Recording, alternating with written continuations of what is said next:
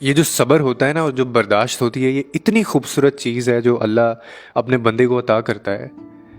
میں آپ کو آج ایک بات بتاؤں کہ آپ نے کبھی یہ سوچا ہے کہ آپ کو یہ کیوں کہا گیا ہے کہ تمہارا صبر ہی تمہاری سب سے بڑی طاقت ہے؟ صبر کو طاقت کیوں کہا گیا ہے؟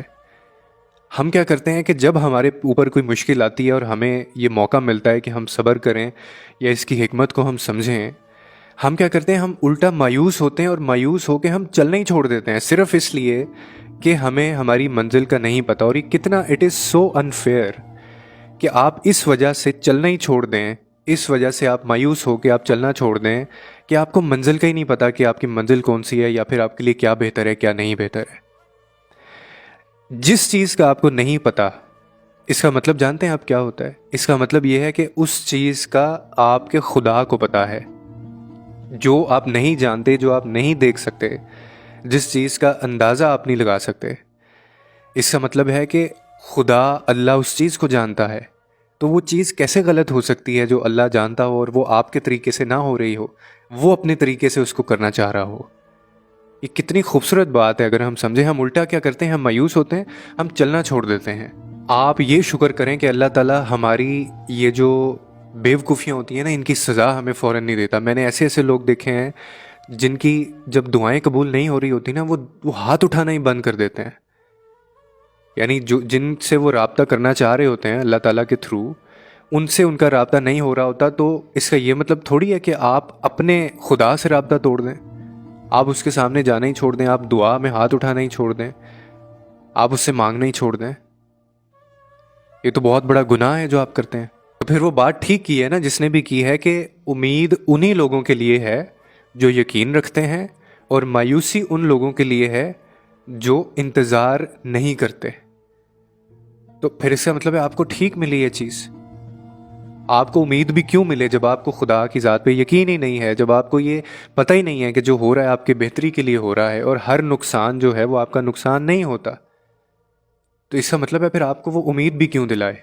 پھر آپ ان لوگوں میں شامل ہیں جو انتظار نہیں کرتے، اور جو انتظار نہیں کرتے ان کے لیے مایوسی ہے، اور آپ اسی لیے مایوس ہیں۔ آپ جیسا رویہ اختیار کر رہے ہیں، آپ جیسا اللہ کو گمان کرتے ہیں، وہ ویسا ہی آپ کے لیے۔ اور وہ خود کہتے ہیں اپنے بارے میں کہ مجھے تم جیسا گمان کرو گے میں ویسا ہی ہوں، جیسا مجھے جان لو گے، جیسا مجھے سمجھ لو گے میں ویسا ہی ہوں۔ تم مجھے سمجھو گے میں قریب ہوں، میں تمہارے قریب ہوں۔